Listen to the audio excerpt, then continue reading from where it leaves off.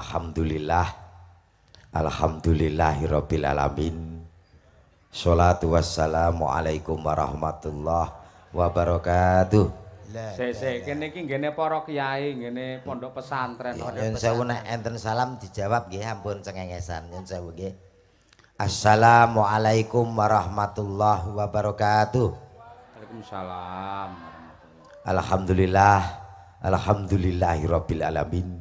Sholatu wassalamu alaikum warahmatullahi wabarakatuh. Kok padha cengengesan ya to? Cengengesan gundulmu kuwi. Kowe iki lho perkarane kowe iki kleru mulane ibu-ibu padha ngguyu. Lek kowe bener mesti ibu-ibu meneng. Kleru karo wek sapa? Kowe jariman. Koso wek sapa? Kata-katamu niku lho sing salah nyuwun sewu lho Pak Iki mukadimah lho to. Mukadimah tapi kata-katane mboten bener kan akhirnya ngeten iki, Pak. Salah kedaden Mas, kowe salah kaprah. Sing bener ngeten iki. Contone tak dodok. Assolatu wassalam. Sik to Mas, kowe meneng sisik, aku sing belajari kowe. Ngono lho. Assolatu wassalam isik to komet. Aku menengi. Kamu diem dulu. Kamu udah umi-umi itu ganggu konsentrasi aku tahu. Yuh. Raine kaya toren. Tahu. Torennya ada banyu loh Mas. Iya, tandon. Iya. Ngomong tandon kuwi kok so. Lagi ada banyu kok so tandon. Ngono kok kleru. Ya padha ngono ya. Ya padha. Kowe iki nek ngomong aja nyembur-nyembur to Mas. Ya, Pak. Ababmu lho gak enak. Lah aku apa ngongkon nyedot? Lah cedak irungku kok gak nyedot piye? Tuh aku tawa ora kok. Ngene lho sing bener. Assolatu wassalamu ala asrofil anbiya'i wal mursalin. Ngono lho. Berarti kurang ambyak. Ambyaki pari to piye kok ambyak iki. Niki nek ngomong anggere to jebles kok Pak, mboten dipikir dhisik. Perlu ngaji ning jenengan benerke, bener tak dodok. Ngaji to, ngaji sedina tabat yade ra iso rampung. Bulet ae kowe. Ama ba'du. Halah halu.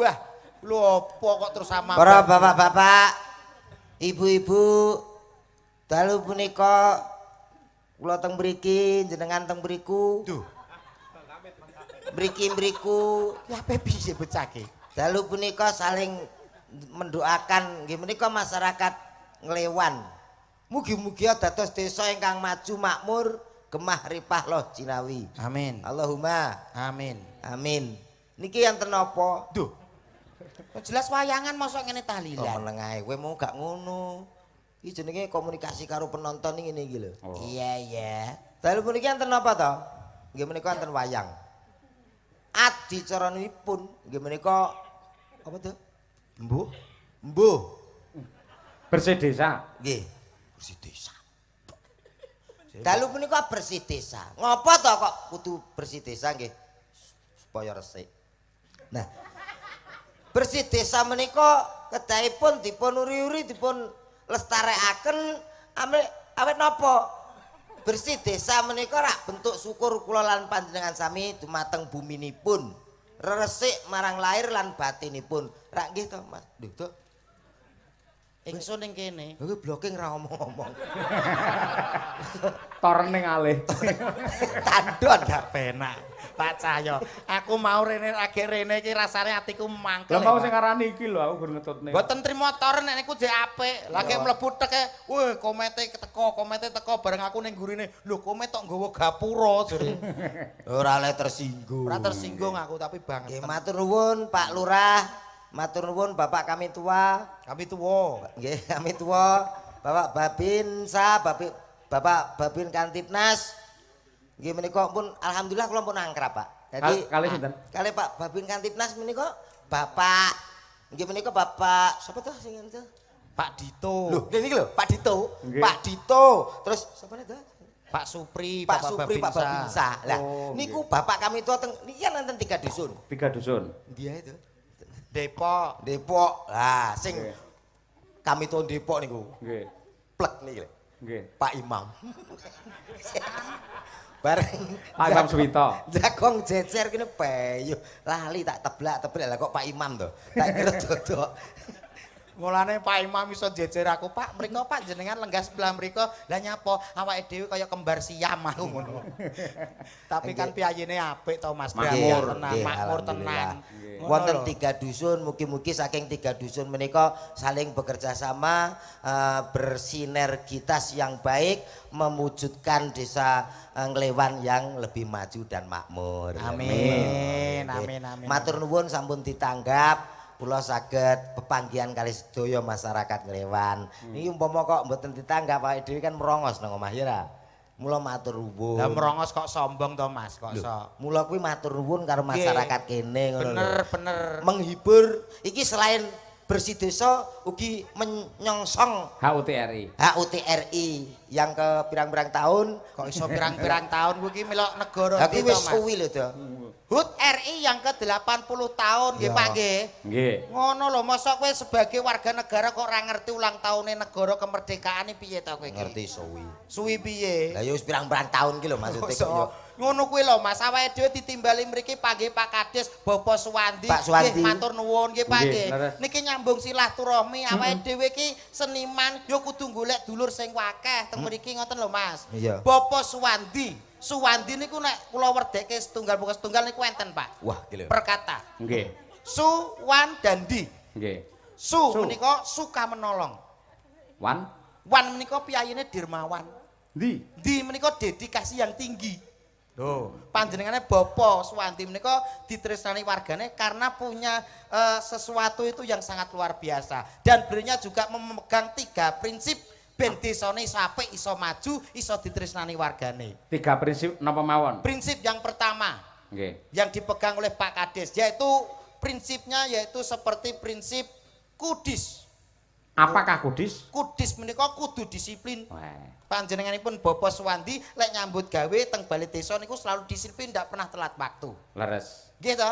Kedua, Kurap kurap niku? kudu rapi. Lho, nggih to, Pak? Nggih. Ajining diri saka lati, ajining raga saka busana. Leres. Dadi lek tindak tenggene pekantoran ngoten nggih, busanane becik, rapi. Nggih. Ngoten. Nek wonge rapi, Mesti diajeni wong akeh regane larang. sapi ke udo ya larang. Kayak blas malah ra klamben. Lah kuwi kewan kok Mas, ya beda karo menungso to, Wah, Mas. meh padha. Meh padha kondi. Ha kowe nyen sewu lho, Pak. Pripun? Ngerti kelinci? Ngerti? Panganane apa? Wortel. Ben sehat mripate. Iya. Mula kowe ora tau tumon kelinci kok kacamatanan ra tau ta. Wong kae nek pengen sehat mripate, banyaklah makan wortel. Meh padha dene kewan karo wong. Ya beda to, Mas. Ya meh padha. Meh padha kondi ya beda nyuwun sewu, Pak. Beda tetep. Menungso karo kewan ki ditakno beda, Mas. Halah, Saiki lah. kowe ngerti kewan singa? Enggak. Lho, singa iki Lho, ora ngerti kok mau peksa iki. kowe Lah takon. lek kowe kudu ngerti, lek ora ngerti ra dadi kok ngawur. Ora ngerti aku. Lho, maksude Ora ngerti. ya ora ngono mboten ngoten, Pak. Maksude mosok kewan singa kok ora ngerti kowe sekolahmu ning ndi to, Mas? Aku sekolah teko emper ngono balik kok. Wedi Ya gurune. paling gak ki awake dhewe gentenan lho. Kowe takok aku kelinci aku ngerti, mosok singa gak ngerti. Lah pancen aku ora ngerti kok kowe mbok meksa iki lho. Kok goblok pitung kecamatan to jane. Wong tuaku yo ngomong ngono kok. Duh. Ki Kok jenenge goblok kowe. to, Le, ngono? Kowe goblok kok malah sombonge kowe. Mbok liyane singa. Macan ngerti Nek macan. macan aku ro. Macan kae mangane apa? Daging to. Daging, ya to. Macan mangan daging akeh kaya apa ora tau kena penyakit. Ning nek menungso mangan daging sing kaken kuwi bakal kena penyakit. Penyakit. Lho iya to, kaken penyakit darah tinggi kok kena stroke mlakune ngene. Lho, beda Mas. Wong karo menungso kuwi beda. Macan kae yo kena stroke lho kae. Stroke kondi? Lho nek mlaku ngene kae wis parah. Padha. Asli. Iya kocel krenek macan kok ngadeg ke kejaba sirkus Macan. ora. Nggih, leres Pak. Nggih. Lah kowe macan ngadeg ngidoni kowe malahan. Kowe nesu-nesu kaya dokter wingi. Periksa ya ngono. Mas sampean apa seneng daging kambing? Wah, senengan kula sate kambing seneng. Takon Pak dokter. Nggih. Aja lho Mas. Mergo kambing iki mengandung kolesterol. Aku yo ngamuk-ngamuk to. Mulai aku kayak cilik sampai sakmene gedheku. Sak ngertiku iki kambing tetep mengandung cempe to. Kok mengandung kolesterol? Lah aku iki udah kali dokter ya ra. Oh, bocah iki pikirane jan cetek tenan kowe Iki iki. koncone dokter gitu. Lho kok kanca Nesu. Lah wong sakmene. Lah yo ngene iki, yo ngene iki. Omongnya Dokter kuwi sing Wah, bener. mecicil mripate kaya sentolap ngene iki. Ngono sampean gak percaya. Masyarakat- Aku ora percaya, Pak. Kambing kok mengandung kolesterol. Masa ning kene kolesterol itu kluget-kluget ngene ya ora. Maksudnya ora mengandung jero wetengkah. Lah piye? Maksudnya dokter ki daging ki banyak zat-zat adiktif yang banyak mengganggu. Apa? Iki suangkeme angger ngomong. Wah, kowe ketoke isih keluargane dokter kowe. Ora keluargane aku ki bener ke omonganmu, Sing Mas. tak parani iki dokter jan nyepele aku tenan. Nyepele piye ki? Wes ini ndak apa-apa Pak, bar ditensi. Ini dirawat jalan aja ndak apa-apa. Seneng nek aku tabrak truk aku yo ngono. Dirawat tok ning dalan. Mbok dirawat ning kene wae aku ngono. Maksudnya rawat jalane ora dirawat ning tengah ratan ora, Mas. Dokter yo ngomong ngono. Sampeyan diparingi obat diunjuk ning dalem rawat jalan ngono kuwi. Wah, ora iso dirawat nang nggone urung tentu kopen kok nang dalan malah awake dhewe terlunta-lunta no. Maksudnya sampean ki berobate karo berjalan ngono lho, Mas. Ora iso do aku nang nggone wis repot kok. Mosok diobati ditensi karo mlaku ngene. Mbok meneng wae. Sampeyan dirawat inap, kon nginep. Nginep ing nggone batahe apa piye wong keluarga ya ora. Kenal e ora kon nginep lho. Lah nek kuwi keluarga aku nginep. Maksudnya dirawat jalan, sampean itu berobat tidak perlu nginap. Lah ya. Pesen obatnya saja, boleh pulang besok kembali lagi. Ah, ngono rasa priksa lah aku nang apotek ngono iso. Apotek apa kowe? Waduh tulisane yo Wah, kowe. iki omong anggar anu gregetne wong nyuwun sewu kula buka tem mriki mawon. Mboten napa-napa. Iki ketoke kanca ning asline musuh kula. Lah niku. Wong ki kok ngajeni kancane, Mas. Sampeyan iso teko kene gara-gara aku. Paling gak hargailah aku. Maksudnya piye? Lah kowe iki rene nunut sapa? Lho, kowe lali ya? Lali piye? Lah iya kowe lali. Kowe nunut sapa? Nunut kowe no. Lah nunut aku to. Lah nunut aku kok aku dina iki mbok sepele ora mbok hargai blas. Lho, lah tapi mobilnya siapa? Mobilku to. Lho lah iya. Loh. Lah kok sing ngomong iki apaan kabeh melu iki lho. Kok kowe melu aku kabeh. Berarti jenengan bantu dodok. Lho ki faktane ngono kuwi. Wong nunuti ra ikhlas berarti ngeten iki. Lho, bukan wong gak- nunuti wong ngejak kancane kok kowe pengumuman nang kene. Ben wong kene klewan padha ngerti nak. Kalau kowe tereng duwe mobil ngono ta karepmu ta.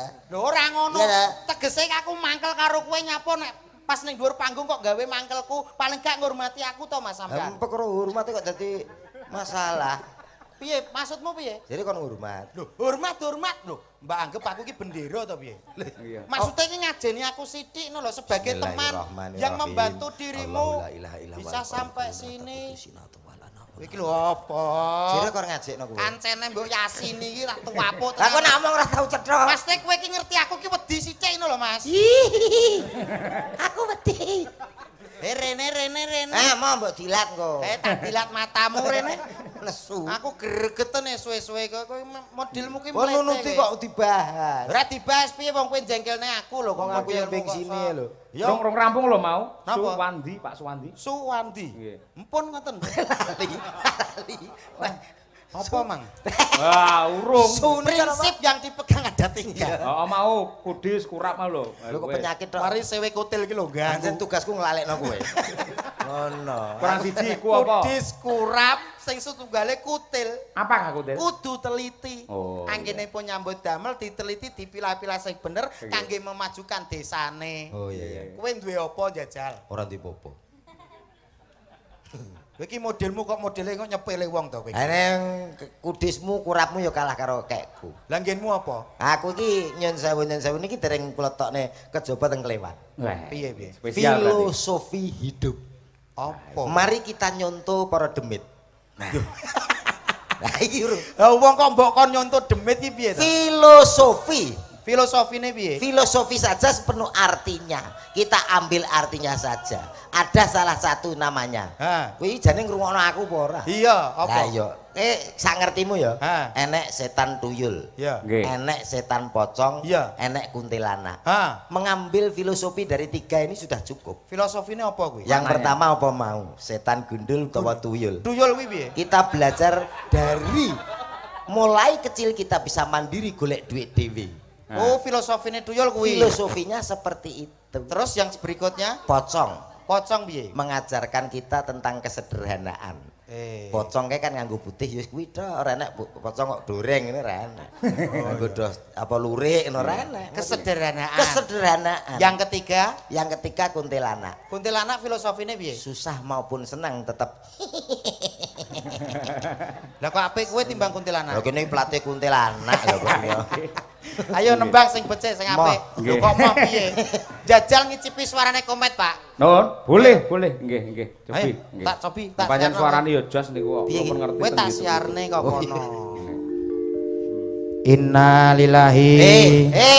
Artis pemayit jane kok yo. Lah piye? Yo siarno kaya MC tenan lho, Dok. Kados MC dangdut mboten apa-apa, Pak? Boleh, nggih.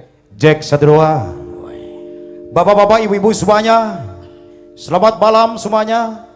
Langsung saja tak panggilan binatang yang satu ini. Tak panggilin. Pak, panggilin binatang yang satu ini, cowok. Bintang. Bintang yang satu ini, artis yang berikut ini. Berikut Ini artis yang sudah sangat tercemar di mana-mana. iya maling po artis jane kok. Terkenal ya, Terkenal di mana-mana di dunia maupun di akhirat.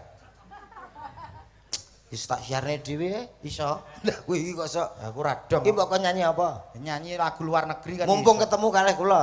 Lagu Inggris iso. Nek Roma mesti iso kowe. Oh, apa ae ayo mumpung takok. Lagu. Pak Cahyo Kuntadi monggo. Lagu Inggris, Misalnya Oh, apa? Inggris.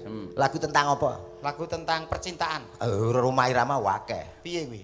Hidup tanpa cinta Oh. bagai taman tak berbunga. Hai begitulah kata para pujangga. Aduhai begitulah kata para pujangga. Taman suram tanpa bunga. Percintaan ini oke to nek lagune. Kaya iso lho kowe. Lah iman-iman utekku takok sing angel neh. Oh, alah utek cilik mbayani kowe iki. Lagu tentang pitutur, Nasihat. nasihat. Roma ya ono kuwi. Piye lagune? Yudi. Judi, kok Yudi piye to? Ayo Banter kleru. Kowe kok pede to, wong salah kok pede lagi kowe to, Mas? Judi. Ya, kuwi bener. Oh, perkara ngono ae kok dadi nesu lho. Nah, modelnya kok yakin lah tiba Menjanjikan kekayaan judi. Tang. Menjanjikan kemenangan bokong. Bohong. Kaget aku kowe banget.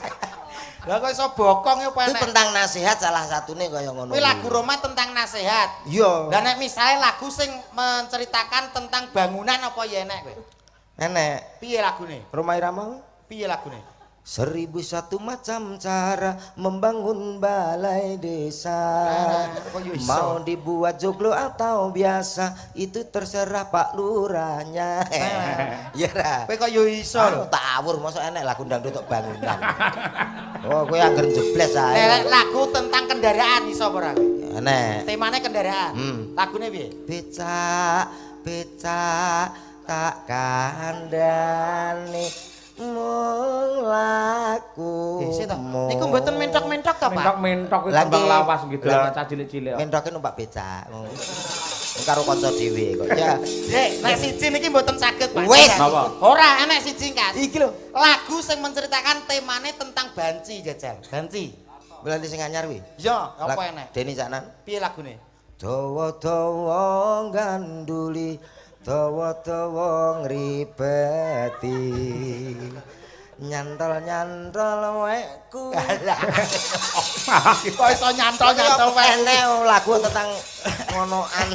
Niki wonten pamundhut napa, Pak? Niki wonten pamundhut Sri Huning Mustika Tuban. Nah. Kudu. Nggih. Niki Lintang Kairo men jumeneng Slendra Songo. Anjir.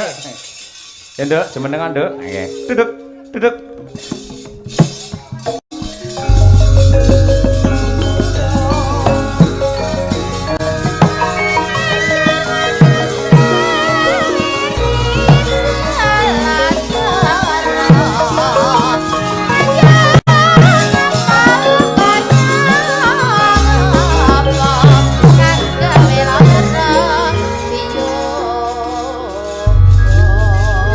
Kagem Pak Dalang Ki Cahya Kuntadi nderek mangayu bagya. Badhe nyuwun gending Sri Huning dipun tayopaken suwun. Nggih. Saking kula Bapak Sutaya grup Singa apa iki Bakah. Nggih. Teng Klewan iki luar biasa lho, Pak. Nggih to. Saderenge wonten ringgitan iki sebelumnya tuh acaranya juga padat. Nggih. Wonten pengaosan, gajahan, dangdutan. Wah, luar biasa hebat. Doa ya. bersama. Doa bersama luar biasa. Nggih, sugeng dalu, Bapak. Nggih, sugeng dalu. Alhamdulillah. Nggih. Dangu sangat mboten kepanggih panjenengan. Wah, wis pirang-pirang tahun ket pandemi ket, Nduk. Nggih. Masalah. Jan pas tasik ndamel masker nika lho kula jan tasik walit. Heeh. Sak benik nika. Ayo saiki masalah wis duwe sayap ya iso mabur ngono, Nduk. Saged saged. Nggih mboten, Pak. Kelas pinter sakniki? Kula kelas 2 SMA. 2 SMA. Nggih. Alhamdulillah. Alhamdulillah. Dijodohke dipertemukan oleh warga masyarakat Nglewan kula kali panjenengan lan iki Mas-mas Madangkara. Nggih, alhamdulillah. Kali Om Dodok niki Om panggih. Dodok, ya ampun. Dek Lintang. Iya, gimana kabarnya Om Dodok? Selamat malam Om Dodok. Selamat malam sehat, Dek. Sampean piye, Dek? Alhamdulillah saya juga sehat, Mas. Makin dewasa makin cantik. Masya Allah. Suaranya yo tambah HP. Terima kasih Mas Dodok juga. Semakin kita sering berjumpa ya Mas Dodok, Mas Dodok semakin ganteng, perutnya tambah besar. Ini udah isi berapa bulan Mas Dodok? Ini 30 tahun mancing. Ya Allah, para bosok kuwi ning weteng. Soalnya omongane gak enak. Arep ngomong semakin gaji ngono ya ora mentol. Iki kok enek suara tanpa rupa ya Mas? Pancen entut dadi. Hah? Malah ngak. Siapa iki Mas? Halo. Selamat malam. Ya, Bapak. Mbak Ya, Lintang. selamat malam. Iya. Iya. Mengucapkan apa pada acara malam hari ini di Desa Nglewan? Saking dalam jam pinten, Dek? Endi to Mas wong iki Mas? Loh. Kok ora ketok to Mas? Iki ayu kok siwer. Kowe omonganmu sing Kayaknya aku kurang nggak enak, kayak kurang nyaman gitu ngomong Ya, sama. itulah. Iya. Namanya astral kan seperti itu. Wah, gitu. Iya. Astral. Kalau di Lintang gimana? Kabarnya sehat kan? Sehat. Tadi aku dari sampai sini Mas, Iya. langsung diajak makan-makan bareng-bareng tadi sama Bapak Suwandi. Nggih, Pak Kades. Nggih, kalih Bapak Babinsa, Bapak Supri, Bapak Mas Dito juga, Nggih. Bapak Babin. Babin Kamtibnas. Babin luar Kamtibnas. biasa. Oh, Nggih. datang langsung dimakan ini. Ngawur Iya, nyambung. Lah aku lek kaya uang sing nyelewarne ngono kuwi ora trimo ya Mas ya. Ora trimo. Soalnya salah ya kan Mas Iya, ya. iya, Salah iya. tuh ndak boleh dibela ya Mas ya. Wis to, Dik, ora usah ngurusi. Lek sampean karo aku ki cocok. Dan Yen cocok. dicondro Mas. kaya Romeo and Juliet. Ya. Jajaran. Jejer yo Jejer. Cocok ya ora ki sing pantes menilai wong dhewe. liya aja ngomong dewi. gandengno, Dik, gandeng. Nah. Bapak Ibu sedaya mawon jujur nggih, cocok napa mboten Mas Dodok kalian Lintang? Wah, lho, krungu kowe. Guak. Eman-eman. Timbang kono ya Mas randuwe ya Mas ya. Timbang. Ora kowe duwe ra apa-apa, elek-elek pantes ya. Wong iki urut kaya ngene iki lho. Nyapa? Kepala, bulu, awak, sikil, lha Wah. apa duwe?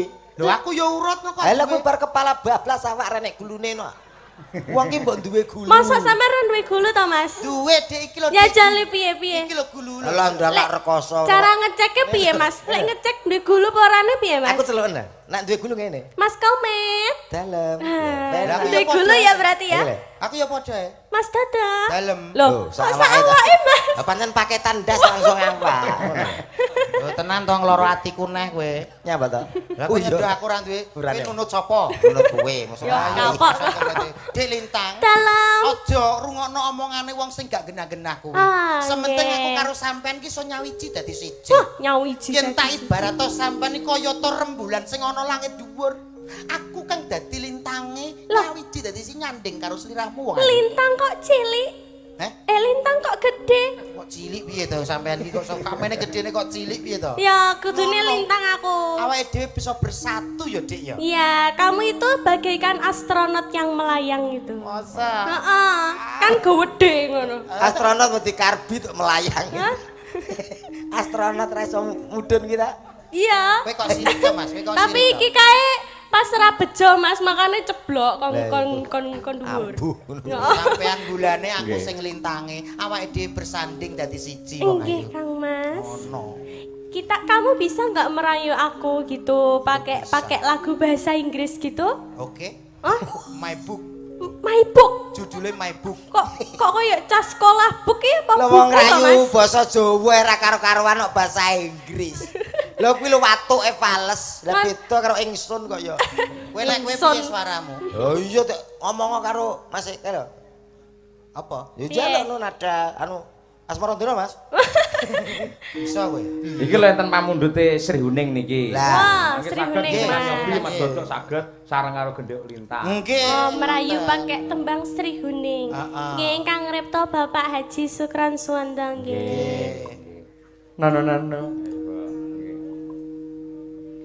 Putri Kangsu Listieng warni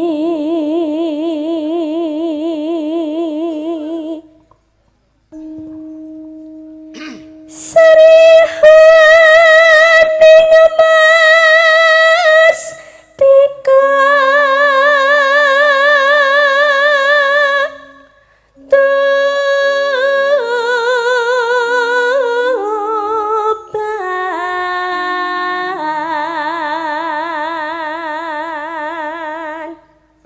suarane kepenak. Pamane ning alam donya ya, Dik. Nggih. Ora enek wong lanang liya kejaba wong loro iki, sampean milih sing ndi, Nduk? Milih bunuh diri, Mas. Aku milih sapa? Kok iso bunuh diri piye ta? Lah nek ya tekek loro kita. Gak ndang oek ae kok. Kok iso tekek piye ta? Kok iso kene menungso kok. Ya. Putra Kanjeng Sira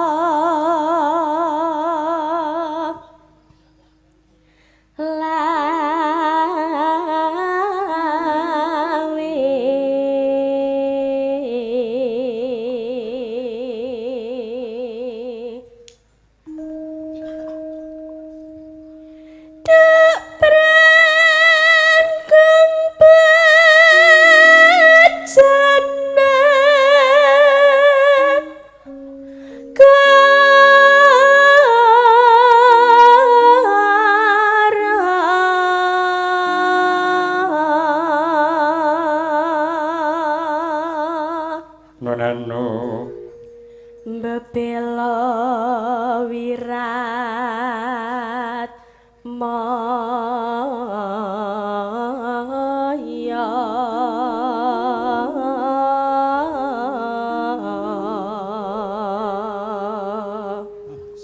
lenggut. Apa, Mas? Wah, sampean ngombe kopi no paling kene ketok klenyer rireng. Saking putih kulite sampean. Mereka duwe gulu ya? Nggih. Balik rono ne ta. Kowe mari ora duwe gulu kaya ketok kopine. Bener. Kabeh mari perbandingane bojomu. Jane ngombe susu kaya ketok ireng ae. Lah nyapa? Masa yo ireng lho to. Ireng dia tapi kan manis. Wah, ngono. Timbang bojomu, Ben bojo kok gedine bobote 187 Ya, kuwi apa? lah kuwi bojo apa, Mas? Lah iki bojone iki mlebu jedenge lawange dibongkar dhisik kok. aku rumah tangga iki dandan ping 18 lho. Jeding. Ngono Rambo Ijolo loro. Iki ciri-cirian loro ya apik. Iya. Iya, Tan wurung Sri Huning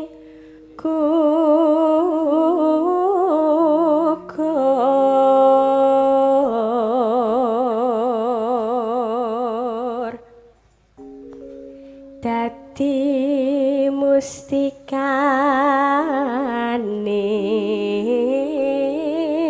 mustikaning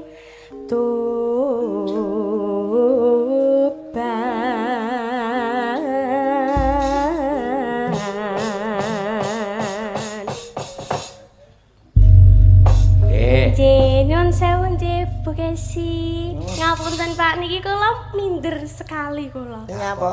Nyapa kok? Dalam kan Ibu nggih rumiyin ingkang ngajari kula nggih raketang titik-titik ngono lho Mas nggih ikut diajari kula awet kula alit kelas 3 SD nika. Mulane nek wis diajari Bu Kesi sampe Nggih. butekno Lah. iki. Nah, nggih nun sewu nggih Ibu nggih. Nggih. Mangke ketok lek grogi ndang raup mawon. Mumpung enek tandon nang kene lho. Ya tandone ra duwe gulu, Nduk. Oh iya. Nesu. Milih ora ngono kuwi ya. Milih tapi ya Mampet. takok milih apa ora ya milih wong tandon. Mangga Sri Huningipun gendhek lintang Kai Rumit in Kediri yo.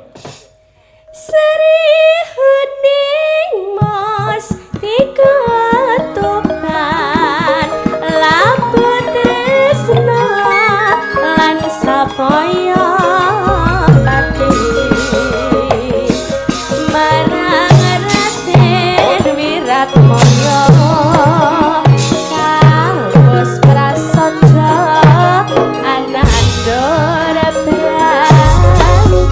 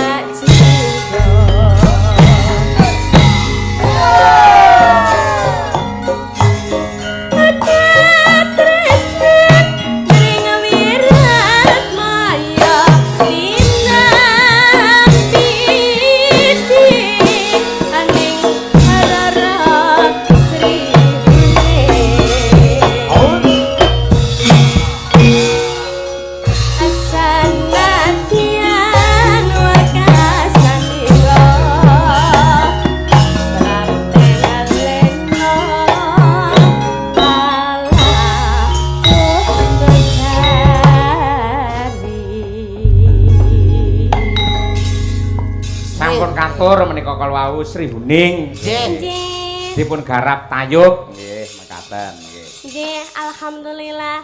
Ugi ngaturaken sugeng dalu kagem Bapak kami tua Mas. Hari ini kami tuanya hadir ada 3. Nggih. Nggih, Bapak Imam. Pak Imam nggih. Bapak Manir. Nggih. Leru. Pak Menir kok. Bapak Manir ingkang Pak pundi, nggih? Minarno. Dalam Pak Minarno. Bapak Winarno. Minarno. Nggih, kalian Bapak Hemi, nggih, leres Hemi, nggih. nggih. Ingkang pundi nggih? Kene Mau badhe duit. Nek omong sing cedhot, mungkin iki galak-galak kok salah dirabi kene. Ya malah apik duwe Nggih, keturunan wong sugeng kene. dalu, Bapak menawi badhe niki pripun Pak Dalam? Monggo menawi badhe duet, Pak. Pak Wong Monggo monggo menawi mriki. badhe duet, napa badhe nyuwun ngersakaken tembang badhe duet? Iki mau wis info omong karo aku. Infone Pripun, piye, Mas? Mas? Mergo acarane iki saking dawane. Heeh. Sampai arep nyumbang lagu ki rawani. Lah ngono. lah nyapa Mas? Lah kira-kira ya ora metu kok ngerti. Wis Nek entek apa ora metu wis disiapne kabeh kuwi wis dicukupi kok Wis tenang siap wae. nih, Mas. Mboten iki Ngoten monggo ingkang kersa duet Napa monggo mboten badhe napa-napa. dawuh rumiyin? Mboten menawi piyai mriki niku biasanipun pancen menikmati, Mbak. Menikmati. menikmati. Oh, laras sangat. Sameneika genduk lintang saged istirahat sekedap. Nggih. Niki gentos kula tampilaken Mbak Nimas Ayu Winong Nawangse. Ah nggih. Ya apa? Tiratane nggih, Pak. Nggih, Setunggal pokok tiratane, setunggal, nggih. nggih. Kutak tang tak dadang dang tang. Oke, berpadu dalam melodi. Yo, Yo. monggo.